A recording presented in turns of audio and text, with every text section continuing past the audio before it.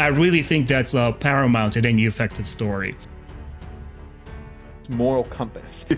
He is Han's first mate, the Tagorian bodyguard Morg. And you would hope that they wouldn't have exactly the same dynamic, and they don't, which is why I think it works.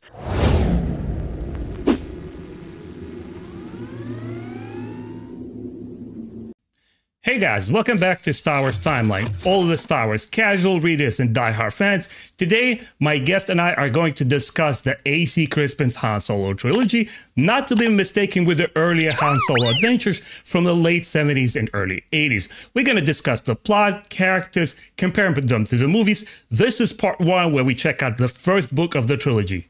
John, it's really awesome to have you back on the channel. How have you been? Tell us what's new with your channel, what's new in your life. Well, thank you for having me back on. The channel's still going well. We just passed 5,000 subscribers, which was exciting. Congrats. Since we last talked, I was able to interview some Star Wars authors like Tim Zahn and Michael Stackpole. That was a lot of fun. And then I've kept trying to keep up with the books. I'm caught up on the canon, and I'm slowly catching up on the Legends since there were so many Legends books. But ironically, our topic for today is the book trilogy that I just finished reading, so it's perfect timing for me. Exactly. That's actually what inspired my podcast. You know, I've been out of the loop. I have not been producing videos for over half a year. And what honestly makes you more passionate and brings you back into the franchising is the fans. You know, whether this is drought of shows or movies that we haven't seen anything on the big screen in quite a while, it's the conversations with friends, and you want to pick somebody's brain and, hey, what do you think about this or that? Compare notes, see what you like, dislike, and share outlooks. It really helps you along the way to really appreciate all of it. But have you been reading anything like outside of Star Wars? I mean, you must consume at least one book a week. I have been doing, I read Star Trek as well. I also do fantasy novels, so like, you know, Game of Thrones, Lord of the Rings, all that stuff. I do science fiction. I've been reading getting into John Grisham political thrillers. So I try to I'm very much like a scheduled reader, so I plan out my month. And so I'll say, all right, I have like 10 books to read. What books do I read at each time? And so I try to do 2 Star Wars books, a Legends book and a canon book, and then one Star Trek book, and then legal thriller, and then the rest is either fantasy or sci-fi generally. And occasionally I'll mix things up, but yeah, that's generally how my reading schedule goes. Yeah, that's interesting. I think I should start making the list myself, because one of the big ambitions I have for the channel is to restart all of the Legends, reading chronologically from start to finish. Is going to be quite an undertaking. Yeah, that would be a lot. Yeah, since we're talking about Han Solo, before we jump in the first book, do you have a personal favorite portrayal of Han Solo? Maybe it's the original films, maybe it's the solo film by Ron Howard. Which one do you enjoy? So my favorite version of Han is in Solo. Solo is just a movie that I just loved. Yeah. I thought it was a really fun film. And the special thing about the movie for me is the music. John Powell is my favorite composer, and the Solo soundtrack is my favorite Star Wars soundtrack, which is like heresy to all the John Williams fans. And I'm a John Williams fan. He's really excellent, but I love the Solo soundtrack. So much of it blends new stuff with old stuff really well, and it takes risks in some places and then also is really safe in other places. So I love that soundtrack, and I love the portrayal of Han in there, because I felt that one thing it got right was it got his roguishness. It also got his moral compass and how he acts tough at times, but when push comes to shove, he'll do the right thing. It showed his, compassion and friendliness with people like Chewbacca, and so I love that portrayal of him. So that's my favorite. That's awesome. Yeah, he's basically a layered character. You peel, a layer by layer, and you really get to the heart of the character. And I think it's going to be a great benefit to our discussion with we have two, maybe not necessarily opposite, but different outlooks in the character. And guys, as always, thank you so much for joining us. Get ready. It's going to be a pretty awesome podcast. If you enjoy this content, please, support this channel. I'll leave all the relevant links in the video description below so you could check out John's excellent channel as well. Anyway, let's dive right into it. We got book one, The Paradise Snare, which was released on May 5th in 1997. Before discussing the plot, there's a tiny moment here that I wanted to address, which I always enjoy highlighting on my channel, and that is to talk about the amazing Drew Struzan's cover art. There we go, folks. I'll Vanna White the cover here. John was very gracious to kind of use the book as a prop. I actually put away in the locker, so it was quite a trouble to get it. Just fellas, and ladies, look at this. The incomparable Drew Struzan. But aside from just hyping up the cover, a couple of questions I wanted to ask you is, how important is art to book success? I'm talking about financial success. Oh, the biggest quote that artists hate is "Don't judge a book by its cover." Right. Because cover artists are like, darn it, that's why we made it. So you'll judge it. So you'll think it's, oh, that looks cool. I know that Christy Golden, who has written Star Wars books, when she talks about cover art, she talks about it as it gets all types of fans. Hardcore fans will be drawn in because of cover art. Casual fans will be drawn in because of cover art. People who aren't even really fans. Sometimes people pick up like a Star Wars book because the cover art's that good, and they're not even big Star Wars fans. That has happened before. And so cover art is incredibly important to marketing the book. And there's various types of cover arts. Drew Struzan is one of the best. I'm more partial to his cover art for the Hand of Thrawn duology. That cover art is they're fantastic. It's my favorite portrayal of Mara Jade on one of those covers. Yes, it's great. So Drew Struzan is definitely one of those classic 90s. I don't think any other single artist did more for Star Wars in the 90s or had the impact that he had. Other artists contributed, but no one had the impact that Struzan did. That's completely fair. Yeah, and this book, it really gets you in because it has the element of familiar, where it has Han on there, and it also has an alien creature who isn't Chewbacca, but another furry creature on there. And then you have, ships that look familiar, but then again, it does have, to me, it has kind of elements of Indiana Jones in the poses that the characters Absolutely have. And so I think they were trying to kind of blend the two ideas together.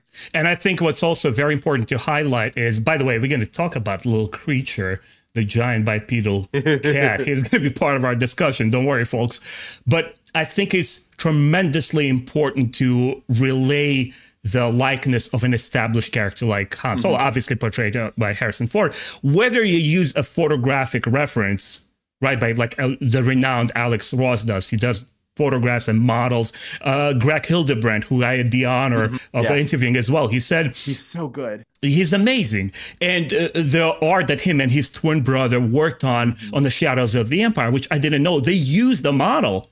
Lucasfilm actually provided a guy fully dressed up, decked out as Dash Rendar, and that's what they're using for reference. But it's important not to just Photoshop a face onto it, which is instantly visible when you're not a very talented artist. Well, Drew Struzan manages to nail it every single time.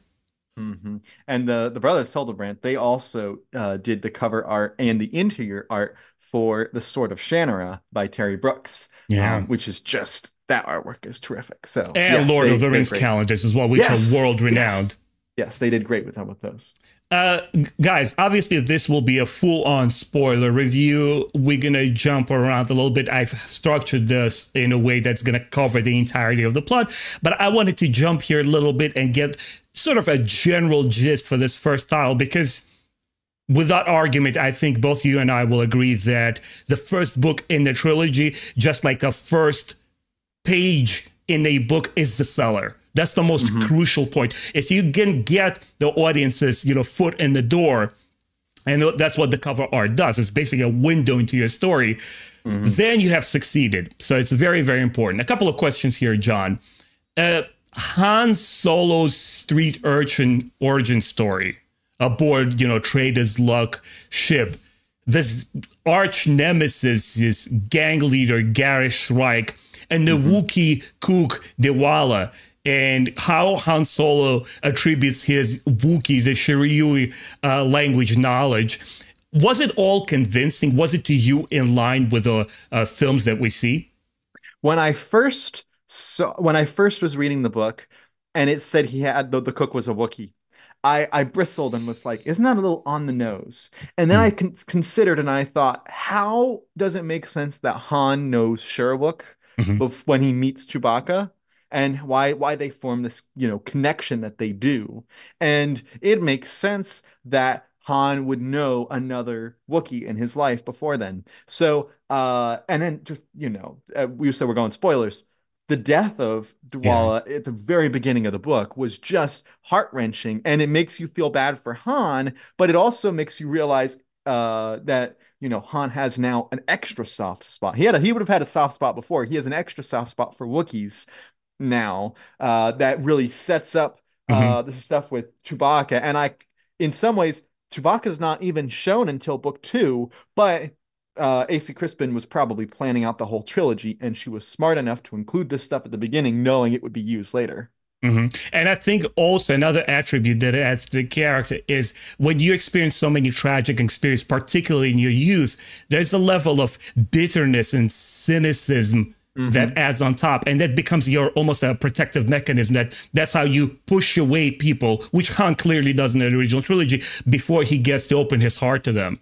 And it was just such a crucial point to set these elements in the beginning to show us the birthing elements of the character, why he's callous, why he's such a big, huge heart, why he has this outer exterior to himself, where Luke has always been a lot more straightforward, which was quite an interesting contrast. And another thing I wanted to touch upon early on is how quickly should a story set up its conflict? And does this particular book succeed at it? Well, I don't.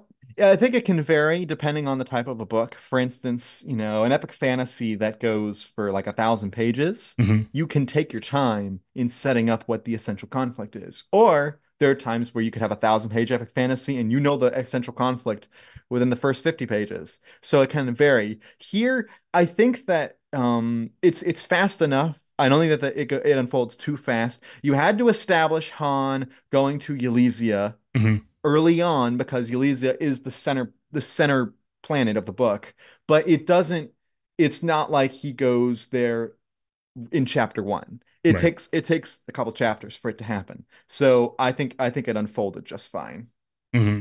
Yeah, for me, I think it's priority number one is to set up the conflict and tell us what the heck your story is going to be about as soon as possible. One of the examples I always love bringing in these sort of nerd game culture, sci-fi shows kind of conversations is the Final Fantasy series. Hmm. Where basically the FMV, the introductory scene, and the opening chapter of the game is always you're thrown in the middle of a action, and not necessarily action of combat, but story action. Ooh, what the heck is going on? Sort of like a New Hope.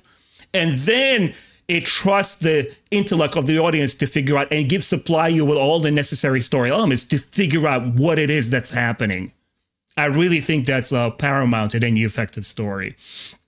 And the last thing, go ahead.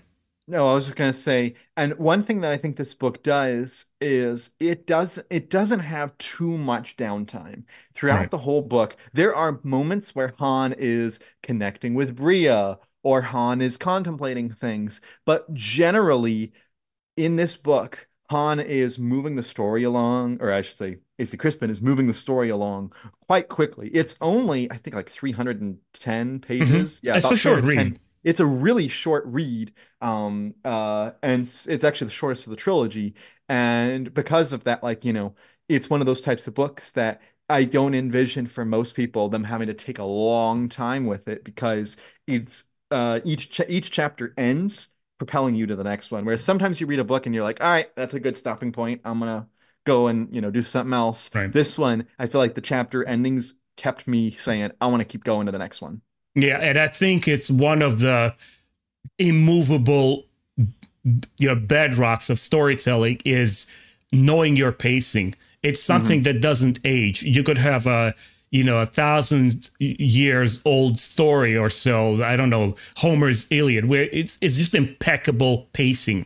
You spend the time with your minor characters, major characters. You experience the drama, the tears, the joy, the action. You're thrust into this danger, and everything is sprinkled along the way that it's not overbearing. You find yourself always in the story. You get a moment to breathe. You get a moment to laugh with the character. It releases tension. It knows how to crank up the tension once again and bring it to a very successful and satisfying conclusion. John, the final question I have, which is from the general lot, is talk about the reluctant hero set on the path of destiny. You know, how do modern books cover it that you find lacking versus this particular book if you found it effectively done? Well, here the thing is that Han is the type of person that he like the difference between him and Luke is Luke comes because of the call, and he's even Luke is a little reluctant, but that's Mm-hmm. because he's afraid of what he will lose. Whereas Han is the type where he wants to do what's right, but he also really wants to get something out of it. Mm-hmm. And so Han is even more reluctant in that sense. And Han's not full on joining the rebellion in this book. All he's doing is convincing Bria to leave the to leave the cult basically. Right, right. And he's doing it. I mean, he's doing it because he thinks it's bad, the cult's bad, but he's particularly doing it because he wants to end up with Bria. And so you have uh ulterior motives as well as the right motives behind Mm-hmm. him. Whereas Luke, pretty much he's just doing it for the right things. He's reluctant, but he's just doing the reason he's doing it is because it's the right thing to do. Whereas Han, it's the right thing to do. Also, this will advantage him a little bit. Um, uh, and again, Han is the type of person that is just so. I think you mentioned he goes through so much in these books that Mm-hmm. it makes him so hesitant to help others by the time we see him in the movies. You Mm-hmm. know, in the movies, this is accentuated where he's, in A New Hope. I'm only in it for the money, things like that. You have comments like that because he's gone through this stuff, at least if you're following the EU timeline, he's gone through this stuff with Bria, with Chewbacca, with all the whole trilogy with the Hutts and stuff. And he's just every time he wins, but he loses something anyway. And so he feels kind of probably cheated a little bit in that. Yeah. I feel that this particular book for me, when I first read it back in the day, was a masterclass in understanding the source material and honoring it. I always bring as an example the X-Men First Class film, where clearly the director and the writer, they played around with Stan Lee's origin story, but because they knew the dynamics and relationships and that the X-Men is just having these mutant abilities and, ooh, we're different, we're ostracized by the societies, we're going to find our way. That's just the outer layer. Mm-hmm. Below that is the universal theme of that anybody can relate to, how everybody wants to companionship of the people and to be a part of, culture and civilization, not be ostracized. So, yeah, this particular book to me, it did an excellent job on that. We begin the book with the turbulent landing on Yleessa. We got a little bit of preface, what Han's childhood was like, a glimpse into that. And I enjoyed the fact they didn't prolong that for too long. But anyway, we have a turbulent landing on Yleessa. How important was it to set up Han's piloting skills, skill level early on in the book? Well, it was good because we see that he's good as a pilot, but it's not like he's maxed out at the beginning. He Mm-hmm. does seem, at least not just in this book, but in the trilogy, to get better. And he's not doing the Kessel Run, the most important part of his career in the first book, because then he has nowhere to go in the next two. Right. So they're only establishing he's a good pilot at the beginning, and we see him going on kind of smaller time runs. We're seeing him do the types of work for Elysia that is not necessarily the most impressive, but because Han is excelling at it, they're like, oh, we can give him more responsibility, and it gets him more connections with the people of Elysia, and he gets to see what I think most of the pilots, it's described in the book that they don't really interact with the people. They just are flying the stuff. Whereas Han, because he's so good at it, he has the time and the connection that he goes in and he's able to see what the people are like and what the factory is actually doing there. Yeah, I think that Han's piloting skills it works twofold. First, it gives the character agency that he's not this helpless child that everybody needs to step in. It's like, oh, we're going to help you. We're going to carry the torch for you. That's one of the criticisms that I have with Phantom Menace, where young Anakin, it's not through the fault of the actor, but the script, where he doesn't have any agency. He's a small boy. What do you expect out of him? Yes, he's super talented. He's the chosen one. He has this unlimited potential, but basically it's the tales of Obi-Wan Kenobi and Qui-Gon Jinn. They carry the story for him. It's their journey. He's just there who hops along. And I was confused, like, he's sending mixed signals here. This to be our boy. That's what, imagine if Anakin was 17 or 18 years old, who, like Han in the instance of this book, he is talented.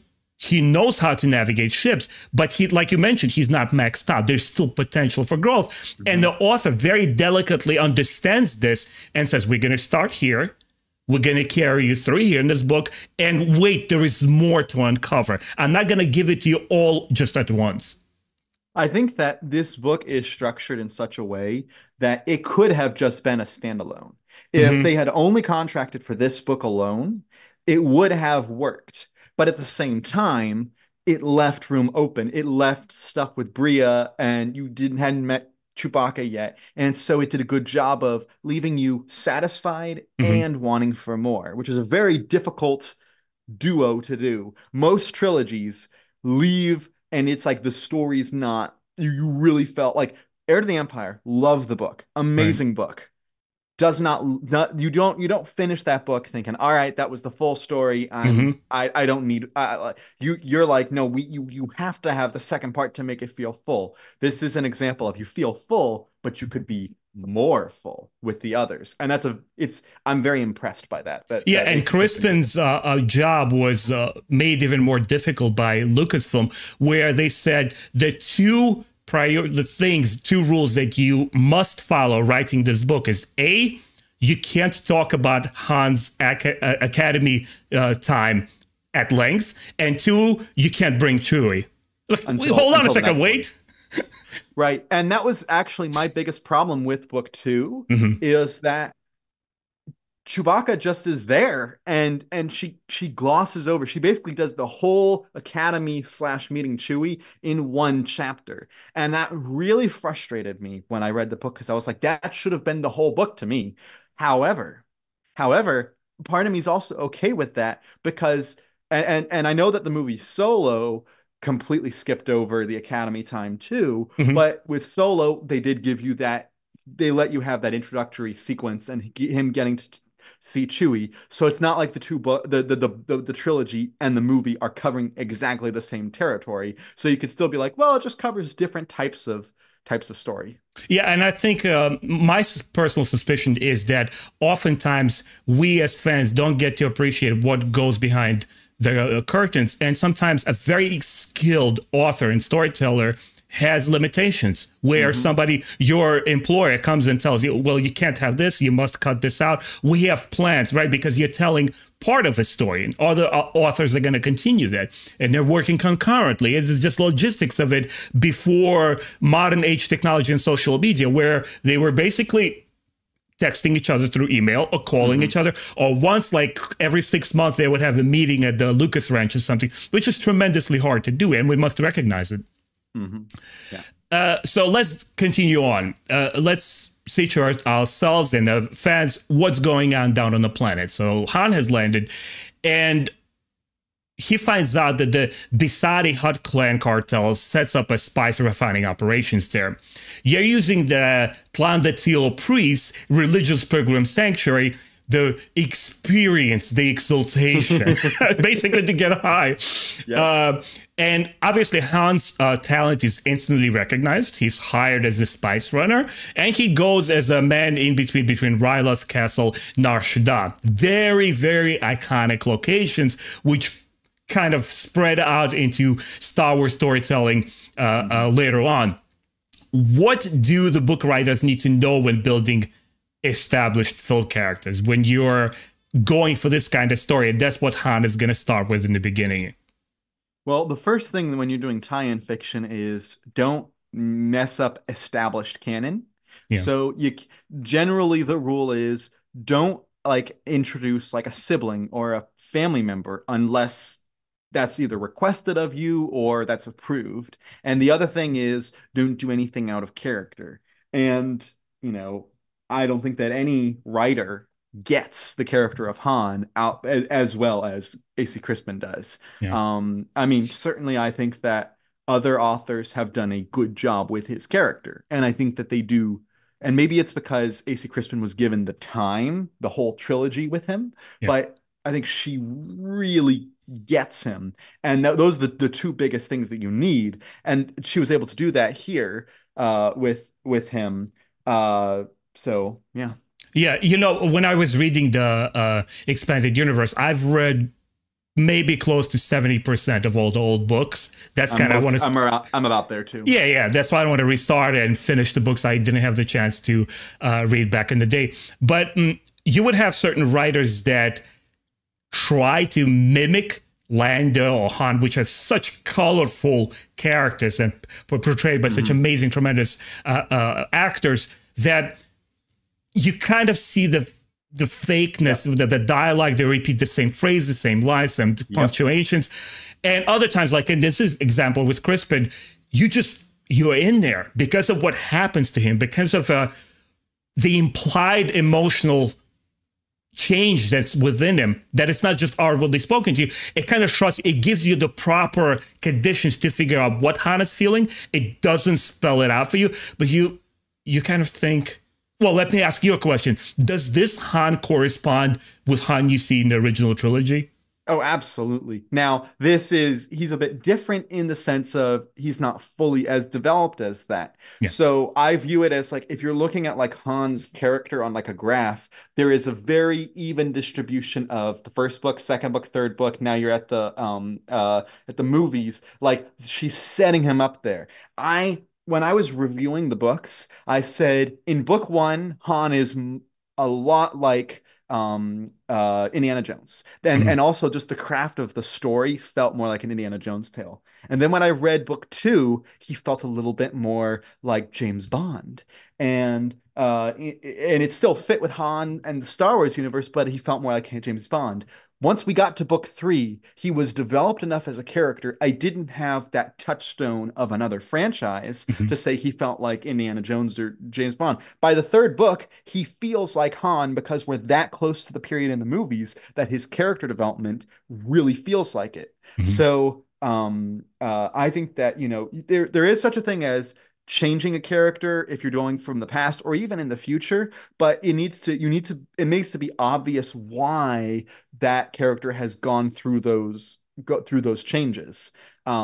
Case in point, there are two characters like in the sequel trilogy that cause a lot of consternation among some people, and that's Han and Luke. And I would say that Han's journey in Force Awakens, while disappointing, is clearly explained and it's understandable, and you can plot. I can see Han going through these stages of grief and these decisions that he makes. Everything you may disagree with, you know, why you may be like, no, Han shouldn't be doing that, but you can at least see how he gets there. Right. Whereas with Luke, it's not as clear in the movies. You need a lot more material from like the books and the comics and explanations to explain why he gets there. But the explanation isn't as satisfactory, and so people were more frustrated by Luke's journey in The Last Jedi. They're actually, to me, similar journeys, both of that disaffected, frustrated. That journey is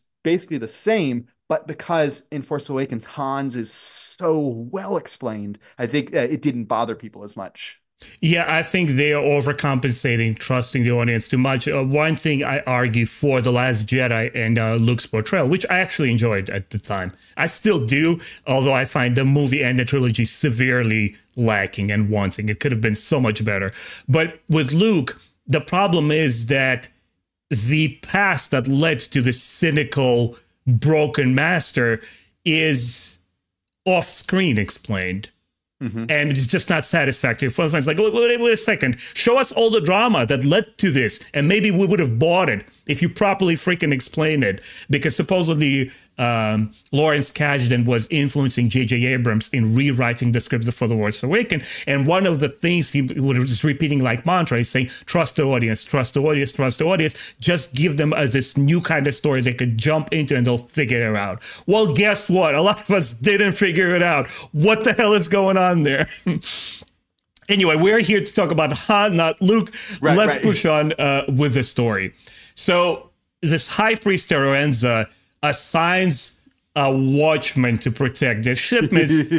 He is Han's first mate, the Togorian bodyguard, Morg. The big cat you saw in the wonderful cover of the book, which is... At first, if you read a lot of manga and fantasy stuff, it might sound very typical. Like, oh my god, another big cat. But hold it. Let's check out how Crispin, our author, has handled this particular character. John, if you never read this particular book, could you imagine young Han Solo with another shipmate who is not Chewie? Yeah. It would feel different. And you would hope that they wouldn't have exactly the same dynamic, and they don't, which is why I think it works. If they had just tried to do copy paste Chewie, that would have been a problem. For instance, there are similarities. They're both companions. They're both kind of furry-ish creatures, but the difference is that Murg, at least to me, was portrayed more like a thug. Like, they're like, all right, you're gonna watch over Han, and he's like, all right, Han, I love you, you're great, man, I'm gonna kill you if you do anything wrong, okay. Right. And because of that, Chewie is like your best friend. Chewie, this guy, he's like a lovable mafia guy, Murg is. And so anytime he was talking, I was kind of laughing because it was just kind of humorous that he was at the same time telling Han he thinks he's a good guy and also saying, I'm ready to kill you.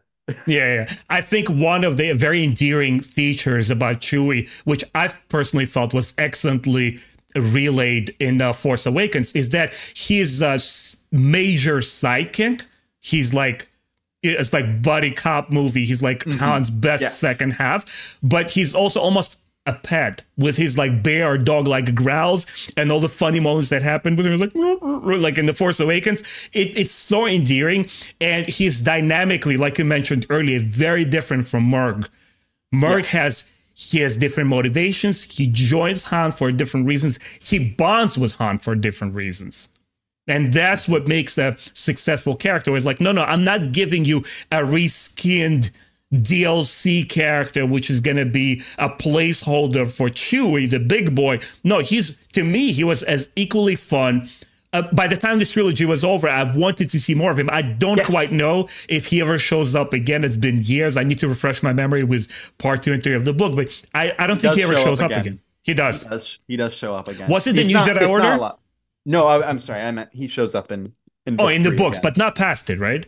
I don't remember him past the book, so I mean, possible, but no, he does. And that was the thing, was when he shows up later in the books, it's not big, but as soon as he showed up, I had a smile on my face. I was like, oh, Murg is back. Yeah. And he had exactly the same type of personality to him. So but if he is the type of person, I would actually be curious to see if he had any interactions with Chewbacca, and if Chewbacca ever felt threatened by Murg or kind of frustrated, kind of bromance with Han, like, hey, he's my boy. And how difficult of a task, man, to be able to create this new character in tune with Han Solo that is developing to something that will be instantly recognizable. And in between, you have this little moment where, wow, I'm happy he's back. Murg, only a couple of scenes. Buddy, how have you been? He's like an old friend you're meeting again. And it's just, once again, a testament to exceptional writing. And I don't know if you have this transition, but I just thought now would be a good time to talk about the other character that's big in the book, which is Bria. And we're going to definitely get to her, but go ahead. Well, I was just going to say that talk about a difficult, task, is that not only did we have the movie trilogy where you see Han slowly falling in love with Leia and vice versa, but at this time in the 90s, you had tons of books of them married and having kids and having a stable relationship. And so you have a very established connection between Han and Leia. in the fiction, in the Hmm. specifically the books, which is attracting the book readers. So I'm just thinking of it was must have been kind of gutsy at the time to say, you know what, we're gonna tell a love story with Han with another woman. Now, yes, this is set like 15 years before before the events of A New Hope, but still, the fact that they're willing to explore a different relationship and the fans, it's, from my point of view, were like, yeah, we totally love Bria. Yeah, yeah, yeah. No, I think It she was well received among fans. And how do you accomplish to show us a dashing, heroic Han without being like a womanizer, skirt right. chaser? You have to justify that relationship. And as we will discover by the end of this book, you have to put that heartbreak in there to iron out and establish in full force the recognizability of Han that we know.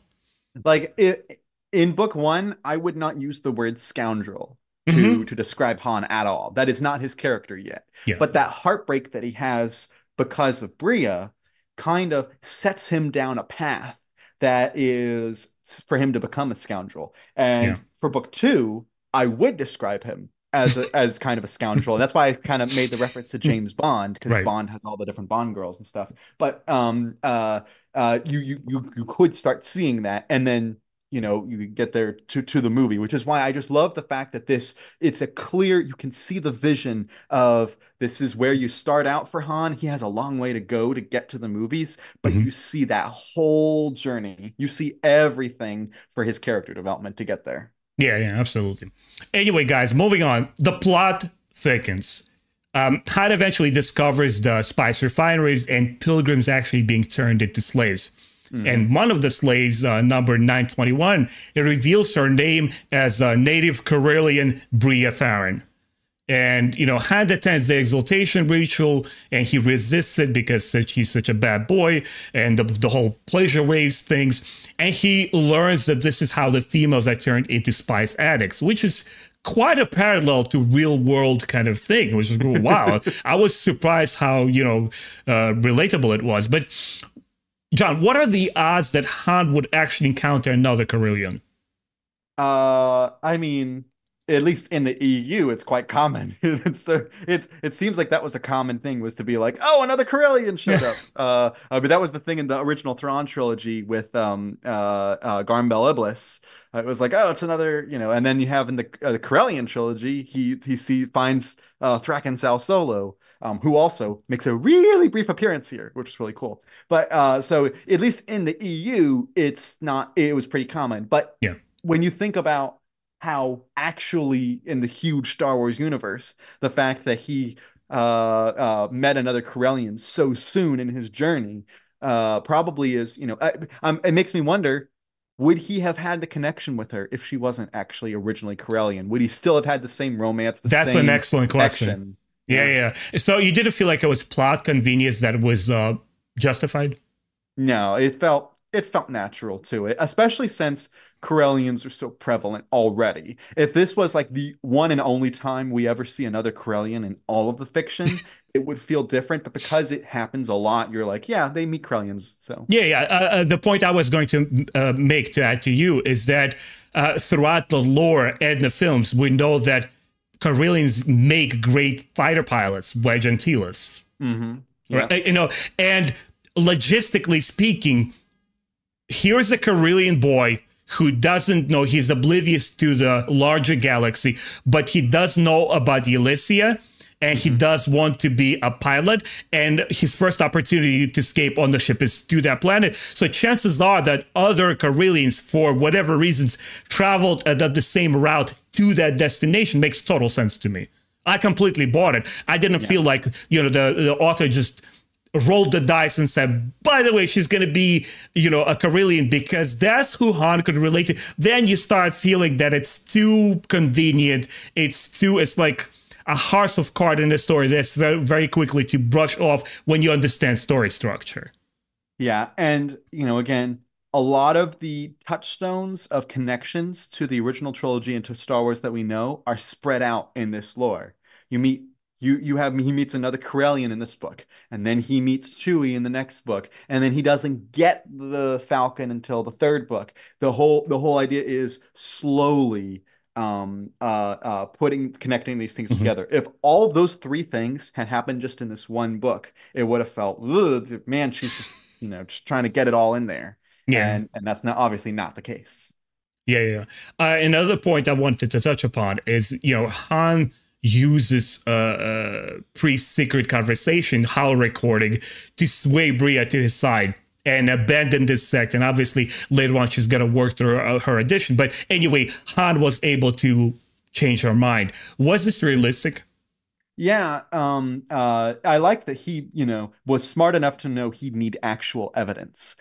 He didn't just go up to her and say, "Hey, these guys are drug dealers and they're drugging you." If he had Hmm. just done that, she would have. It's kind of like in the Bible it talks about when their hearts would harden. That's what I think of as her heart would have hardened at that thought, and she would have believed Han less. But because he waits and says something when he actually has basically irrefutable evidence before him, she's actually able to convince her. And also, he has established a connection with her. If he had done that at the beginning of their, at the beginning of their romance, Right. she probably would have denied it as well. But because he waits until they really have a connection, she kind of trusts him at this point. And so when she trusts not only him, but trusts the evidence that he brings in the recording, that together is enough to spark and her saying, "All right, fine, I'll leave with you."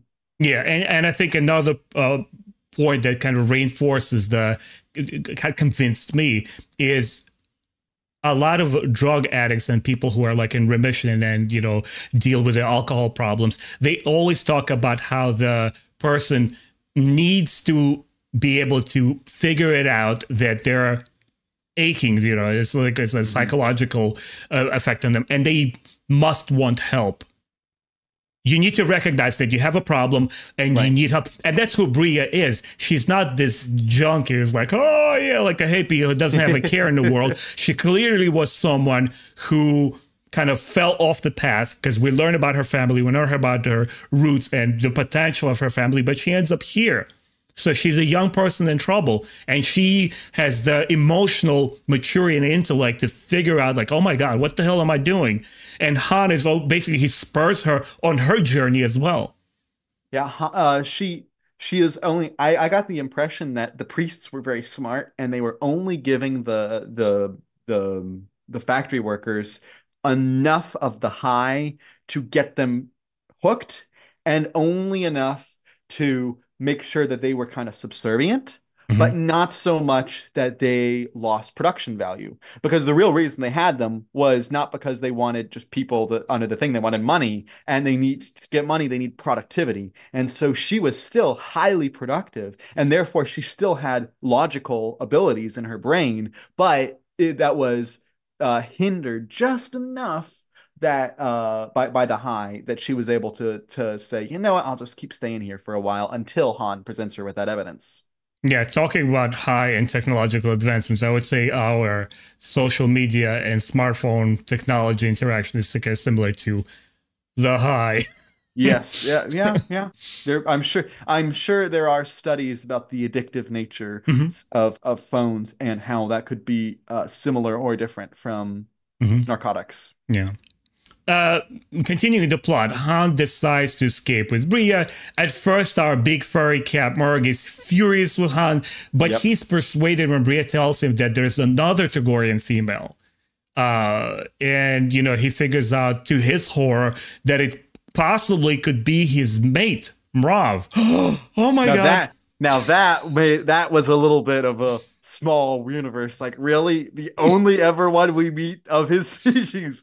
Oh, it's his wife. That's that I was. I mean, I was like, it's set up. It's set up properly, but at the same time, I was like, really? Well, I'm going to make a case for it and see if you Yeah. agree or disagree with me. Perhaps without overblowing the character because we know very little about Mark, but maybe knowing that his loved one is missing, he was searching for her And maybe his whole personal search kind of sort of led to here. Maybe a rumor he has overheard. He was working some details on or channels he was going. Maybe, I don't know. Oh, yeah. We can easily there can easily be logical reasons that we can go for. It's just that was the one time in the book I felt a little. You're skirting past to the line of believability with conveniences there.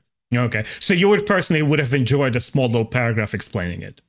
Yeah, or had like a conversation. What I think would have been nice is if we had a conversation with his wife where she doesn't outright say she's his wife, but she talks about how her husband is separated from her and all these things. And then you get Han saying, wait a second, he says this, she says this. They're actually like married and connected. Figure it out, folks. Figured that, like, if they had that scene, just I don't know about a paragraph, but a scene of that discussion, I think would have been nice. Yeah, excellent. Like Scooby-Doo unmasked. It's right, her. Yes. So the three friends make their move. They create a diversion and blow up a spy refinery, leading to a panic. Billions worth of credits like just go up in flame, and Han and Bria raid Terence the Priest's private collection of valuables. Now, another group of questions I have here. Talk about Crispin's choice of, raising the stakes. How she leads to the climatic point in the story and the character actions. Well, part of me was kind of disappointed because I wanted them to kill the main priest because I just did not like that guy. And boy, does that decision not to kill him come back to haunt and Bria later on in the trilogy. But I thought that first, and then also using the the valuables. That's also one of the things that made me think of Indiana Jones and the artifacts type things. But the other thing is Han is oftentimes monetarily motivated, as we talked about earlier. And so you can see this, he wants to get out of there because his primary motivation at this point is Bria. That's his primary thing. He wants to escape with Bria. But you have this brief moment where you're like, maybe I'll stay and get the valuables. Yeah. It's like typical, boy wants girl with a Star Wars twist to it. Yeah. How much... I want to make here maybe not necessarily fair comparison to cinema in general, but just see it so many times done wrong in films that I want to compare to this book, which looks like you and I both have enjoyed a great deal. How much action versus story is required to maximize the impact of your climatic point? It actually, I would say it's different. In film, as a visual medium, you need action on the screen because you come there for spectacle as an audience. Personally, as a reader, I don't necessarily go into my books with that spectacle necessarily. Sometimes it can be fun, and I'm personally not as much of an action person in my books. I love dialogue scenes, and I love same here. Characters connecting, and I love maybe some world building, like in the political sense and leadership and stuff like that. But I'm like, when I get to an action scene, I'm mostly thinking about, all right, who's going to live? Who's going to die? How's it going to affect what's happening in the story? So the ability to write the way that the blasts were happening and the way that they, were blowing up the temple and the way that they were, doing that stuff, that just never really connects. So I'm just kind of like, okay, what's the end result? That's what I really care about, is what did they get out of this action sequence? These are really, really excellent points. I love how you analyze the difference between cinema and fiction, literature. For me, I'm always story first, action second. Obviously, it was your kid, all the Russian kids growing up with, Hollywood cinema, Indiana Jones, RoboCop, all these things. We all love spectacle, without a doubt. But for me, the hook is always, why do I care for this? And when you watch something like, another example I always like to make is the war theater at the end of The Return of the Jedi. It's just narratively speaking, massive. All the little secondary ship pilot fighters, communication, Lander Calrissian diverting the fleet, the Imperials are just standing on the Emperor's command. It's phenomenal. Not only it's beautifully edited and shown on screen when it's never confusing. But the reason that I care for it in the books and in the movie is I've been with these characters on their journey. Even the small orange pilot dudes that I don't know individual names, I know who's leading them. I know what the stakes are. I know what they're fighting for. And all of that brings the crescendo to the highest peak for me. If it's just guns blazing, kind of like John Wick style, because they killed his little dog, don't get me wrong, it still gets the thrills done and you're enjoying it. But the next day after the credits roll, actually, that's it. You forget about it.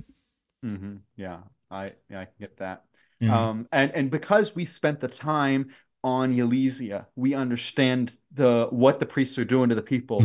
We have that connection to Bria. We have that connection to Han. Because, there's not too much action at the first 2/3 of the book, but because you've spent that time with them, you are so connected to them that when they go and do the action, you're okay with it, and you're willing to go through that action in the book because you want to see them succeed and you want to see them escape. And so it's not about seeing, oh, let's see, how big an explosion they can get on the screen. It's more, no, are our heroes able to escape? And they are, and that's why you feel satisfied with the end of the book, because they're able to get away. And then there's the epilogue stuff where you're like, no, like happy ending. Crap. Yeah, we're gonna get to that for sure in this book, at least.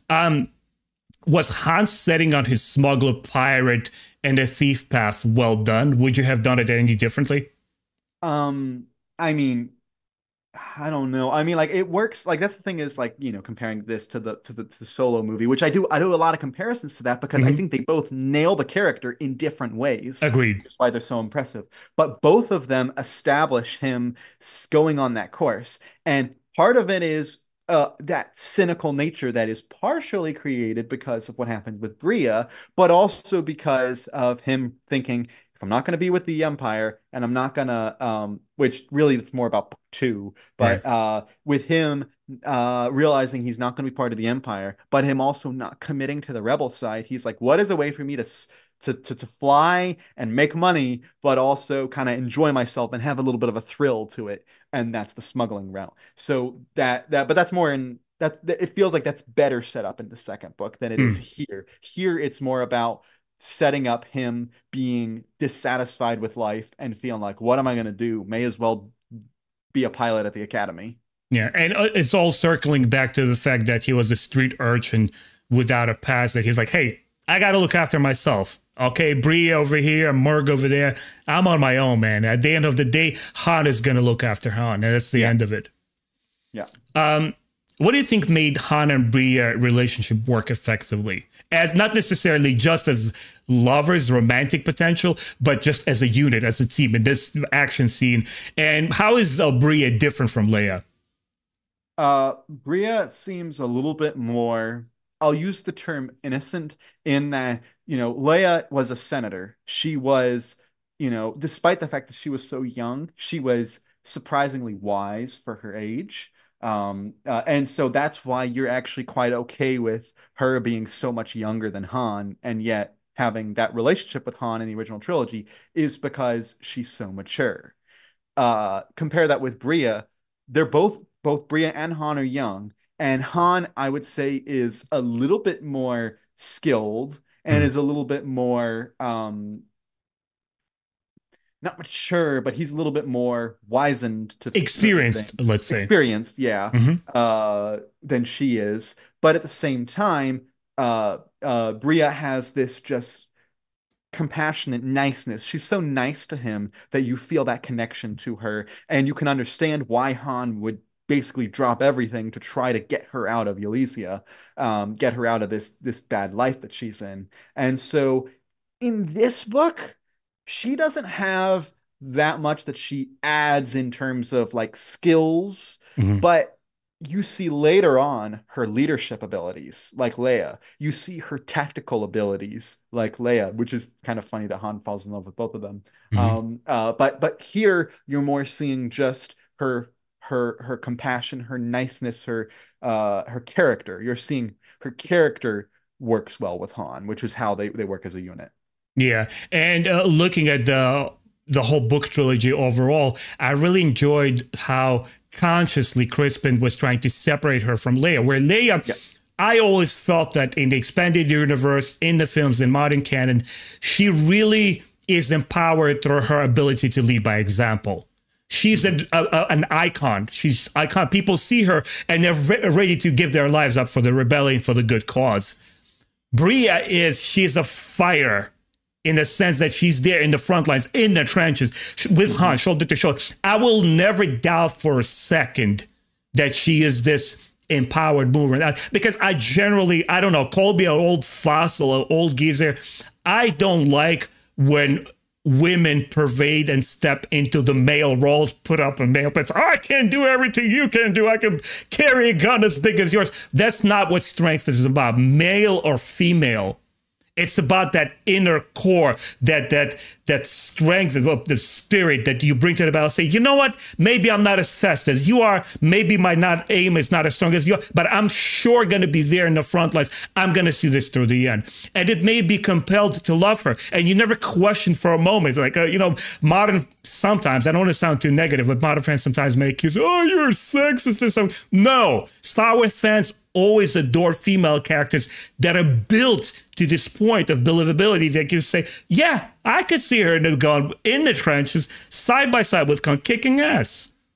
And Leia's much more in the public eye, where her strength comes from the ability to rally the troops publicly. Right. Whereas Bria has this ability to work one-on-one with the troops, to work behind the scenes. That tactician.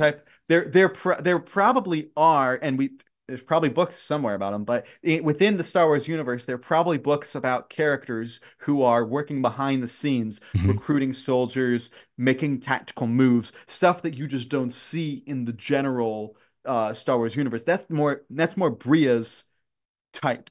Whereas Leia she'll go make the speech in front of the group. She's the poster child for the rebellion. And so that was a way for Crispin to make it a similar leader character without making it the same copy paste. Yeah, and that's a rare talent that I just find very, very liking in modern fiction in general.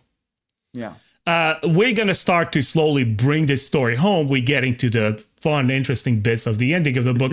During the panic, the collapsed building crushes one of the Basadi huts. Zaval. Oops!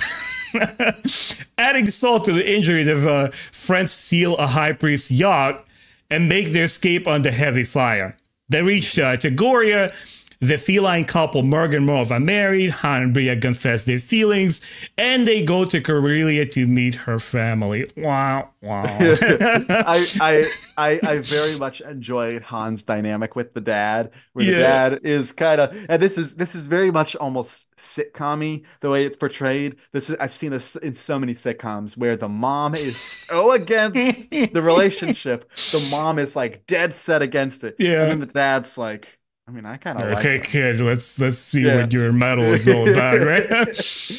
and so her dad's kind of like, I'm sorry, honey, that's just your mom. I have no power here. Mom's the one in charge. I just it's a universal theme through old cultures, like more patriarchal or more liberal cultures. It's everywhere, man. The kind of dynamics between men and women, especially an aged couple that live their lives together and have kids. Yep. I wanted to touch on the hut incident. Did you know at this point this was a setup for the following books? No, I knew that there were going to be huts in the future books, but I didn't know we were going to go full on like Hut clan inner fighting stuff. I didn't realize that. I honestly thought it was just going to be Jabba's going to recruit him and he's going to go on some job with bounty hunters and stuff, like whatever. Like that's what I thought. So once we get into the next book and you have all the Hut related storyline, I was just like, okay, we're going there. That was, I'll be honest, that was not my favorite storyline. But okay, I die for Nar Shaddaa, Nal Hutta. To me, that's like, maybe it has something to do with my fond recollections of concurrently learning, mastering English, and getting into literature and figuring out all this stuff. Nal Hutta and Nar Shaddaa, they just bring happy memories. I thought it was very effective foreshadowing. A lot of fans react negatively to loose ends, call them plot holes even. When does the story element qualify as a plot hole to you?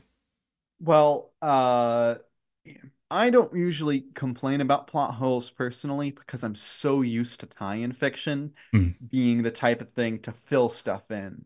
And so, for instance, some people for years said, "Oh, well, the Kessel Run in 12 parsecs, that's a plot hole because parsec's a unit of distance, not of time." And that was to me, I'm like, well, we could do a book explaining that the ship was able to navigate faster than other ships, and so it took a shorter course. So he took the shortest course because he had a faster ship type thing. And so there's logical reasons you can explain away. When it just physically can't be explained away is the few times I refer to plot holes, but usually you can, if you're willing to add in that tie-in fiction to explain it, most stuff can. So plot holes don't really bother me necessarily as much. mm, And here, if you're referring to what I think you're referring to, I knew that we were getting at books 2 and 3, and so had this been book 3 in the trilogy, and you had this loose end, it yeah. would have been. But because it was book 1, I was like, okay, we're gonna get more. Just have to be patient and wait. It's almost like Crispin, she had your little pins here and there, whether Lucasfilm was going to hire her for consequent books or not. She's like, I know what happens with my characters here. I know what I want to do there. Here, I have my skeleton story figured out. Let's see if they enjoy the books, if they give me a green light for part 2. Well, that's exactly what Timothy Zahn's been doing for years. Like, he was only contracted for one Thrawn book in 2016, 2017, and then he added a hook at the end for Anakin. He was like, I'd really love to do another one. And then in that book, he added a hook for Thrawn Treason, and he was like, I'd really love to do another one. And that's what he always does. He's And the like, well, hey, fans you want to. rediscovered his genius. Yes, yeah, and we Mhm. were like, and he's always like, hey, if you want to hire me, I can always do more. So he's purposefully leaving it. It's like, I don't know if you watch Star Trek, but they obviously in the last season of Picard left a huge opening for a whole other show, and they were just like, if you want to keep us writing, want to keep us going, we have this entire other show already. The fans wanted it, and so they were kind of able to sneak that through, and so now they're like, well, we don't have to come up with anything new. You already established it for us, which is one reason why I think that will get made and why Zahn was able to get more Star Wars books. John, do I watch Star Trek? Very hesitant to check out Picard. I did watch first couple episodes of the first season. I'm going to talk about it with you Off at the screen. end, Okay. Yeah. after, Okay. off Okay. screen.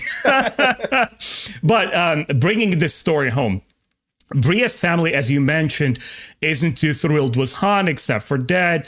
They sell the stolen treasure, and Han plans to withdraw his share from the Imperial Galactic Bank on Coruscant.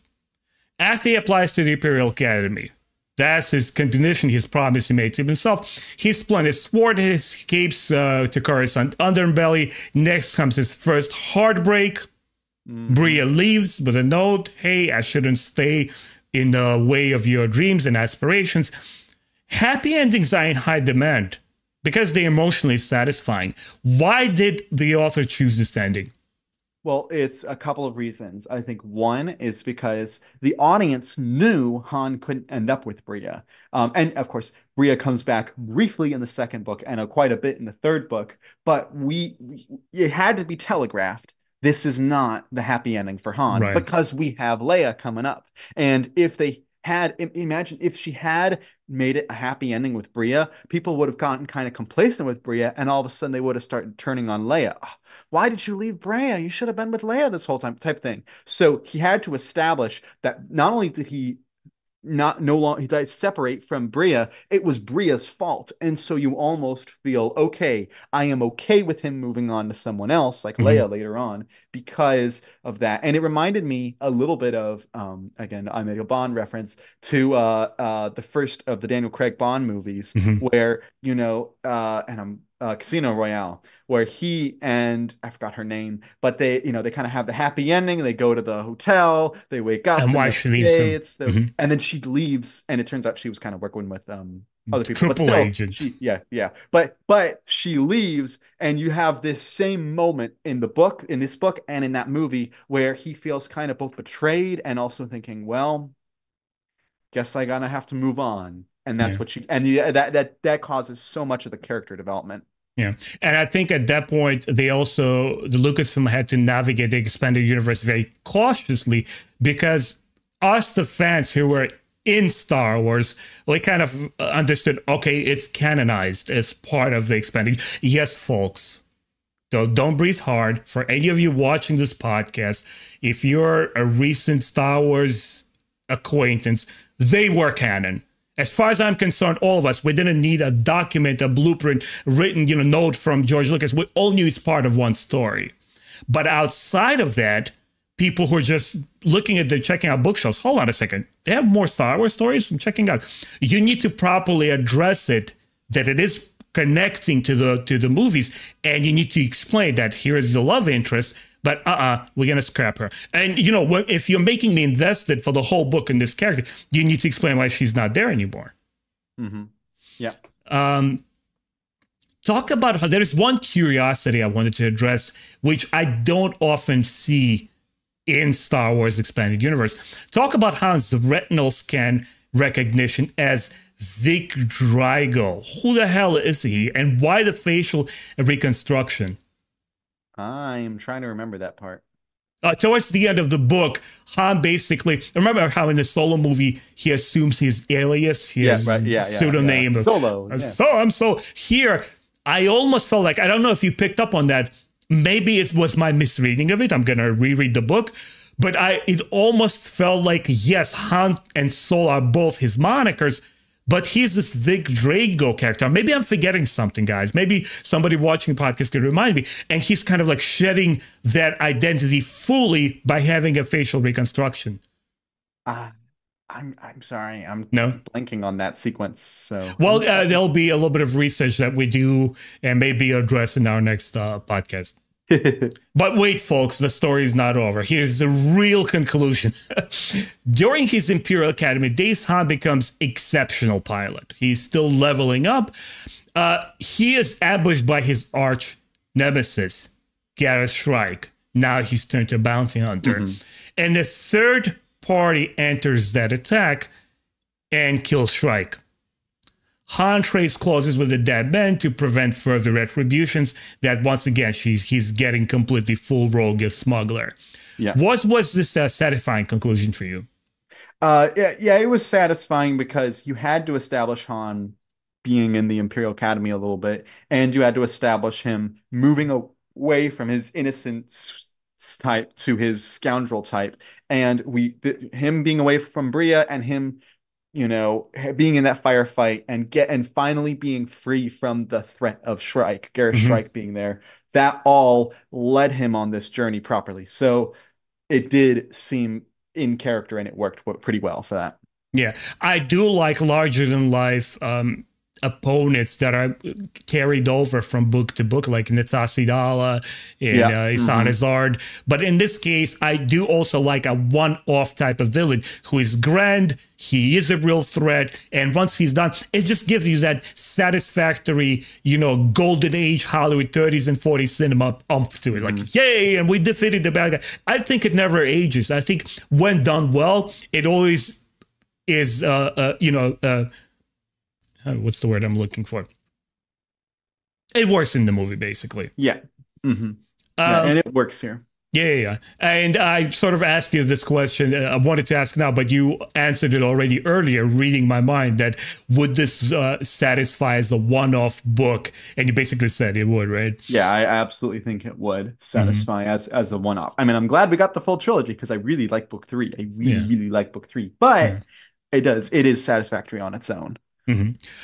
Would you compare, how would you compare this story to Han Solo? What, in your opinion, the film did better than this book? I think that the film, than this book. See, the thing is that this book didn't have Chewie. This book didn't have Chewie, and that was a big plus that the movie does. So, and even I would say Chewie is handled better in the movie than in books 2 and 3. So the movie handles that better. I think that the movie understands what Corellia itself was like. And you see Corellia from the aristocracy side with her parents. You don't get the grungy aspect from Han. Even before the movie Solo came out, I was under the impression that Han was living on Corellia and Mhm. escaped. And here he wasn't on Corellia necessarily, he was on the ship. On the And ship. so he just was Corellian by nature.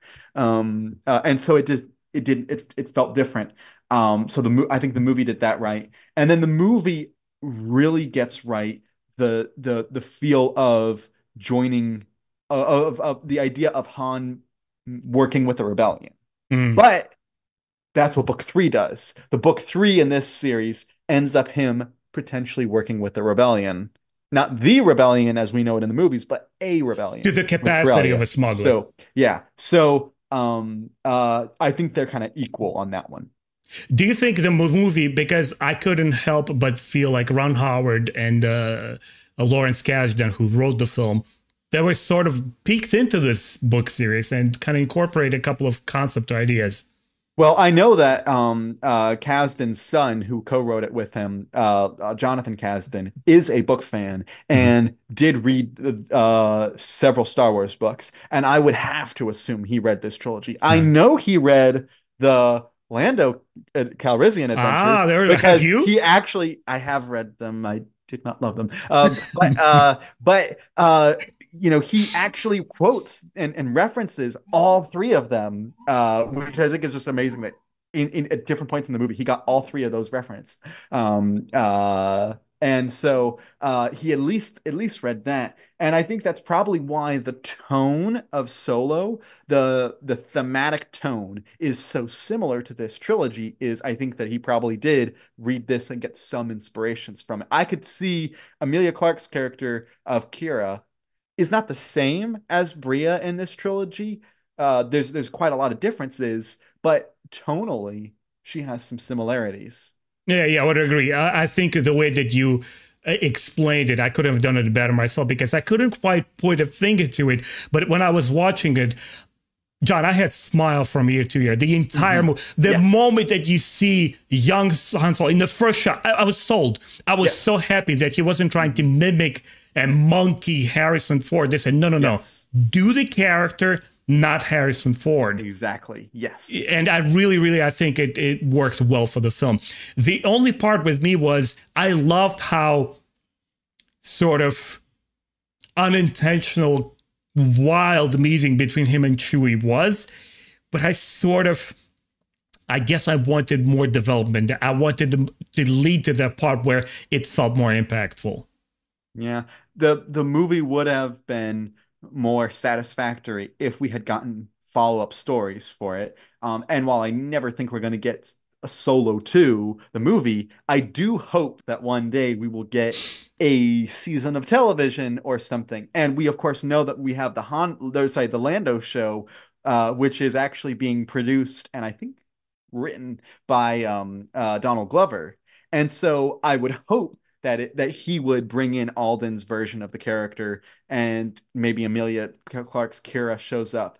And that could be the continuation. It doesn't have to be a direct sequel, but it could finish out some of the things that the movie wasn't able to finish out. Because I think they would have done more if it was a commercial success. But I think they were so spooked by the disappointment of the movie that they Yeah. just said, nope, they just took everything off the table. And it was like I think they learned the wrong lesson from Solo. Yeah, yeah, yeah. The lesson should have been don't put your movies close together like Last Jedi, Solo. Don't put it at the same time as Avengers movies. Yeah. The fandom wasn't in the right place for Solo. If Solo came out a year later Or or now, something, or now 2024. 20, if it came out, I think that it would have been better received. Agreed. More people would have gone to it. So it's just there were factors that worked against the movie. But I think that Lucasfilm learned the lesson or thought they learned the lesson. Oh, let's just not do these standalone movies. Oh, let's focus on something else. And I think that was just the wrong lesson to learn.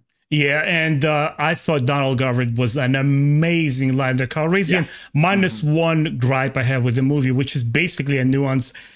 I don't know if I'd be The thing the with one the was droid. mentioning. What? with the Yeah, the droid. droid love is bullshit. It's just so stupid. It's so annoying. Look how diverse he is. Bro, are you serious? Guys, again, not to get off the topic, not to get all negative here. We all seen Lando in the freaking original trilogy. Everybody wants to be with him. Like, everybody. Okay, that's given. You see how Leia, she's like, oh my God, was like kissing her? And Han is like, oh my God, I gotta get away from this dude. He will steal Leia. Look at this womanizer, this hunk of her ability, the incomparable ability. Like, are you serious? Droid love, they're making fun of how they physically make, like, how stupid is this? I was like, ah.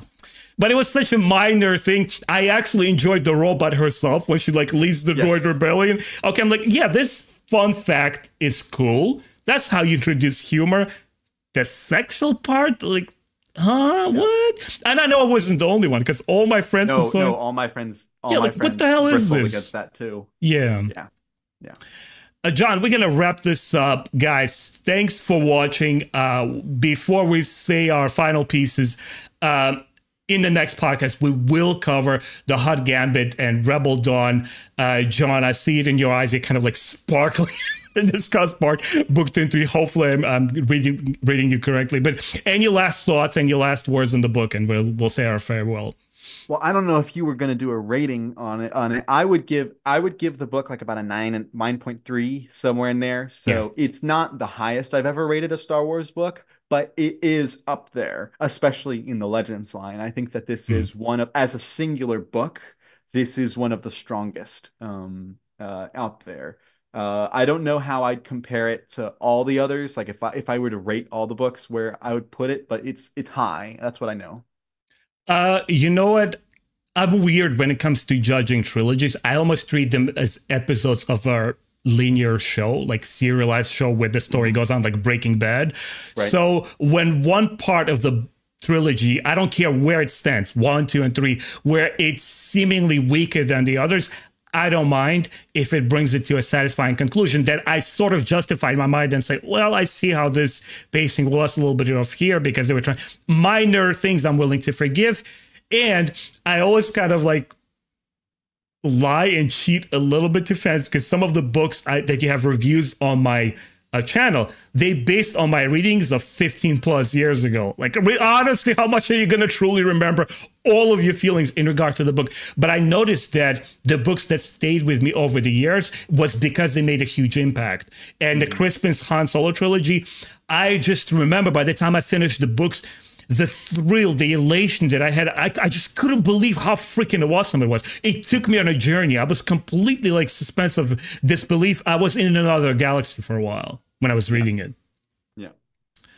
Anyway, John, it was a great pleasure to have you again. I think we are the dynamic duo where I start a sentence and you seem to finish it. But at the same time, we have quite a different outlook on some of the scenes and characters. And I really enjoyed our podcast, man. It was really awesome. Thank you so much for having me on. This is always fun. Likewise. Guys, if you enjoyed this podcast, please, a quick reminder, go follow John, check out his channel. All the links are down below. Leave a like here. Leave some questions or any ideas or thoughts you want us to look at and cover in future podcasts. And we'll see you later. Take care, guys. Bye.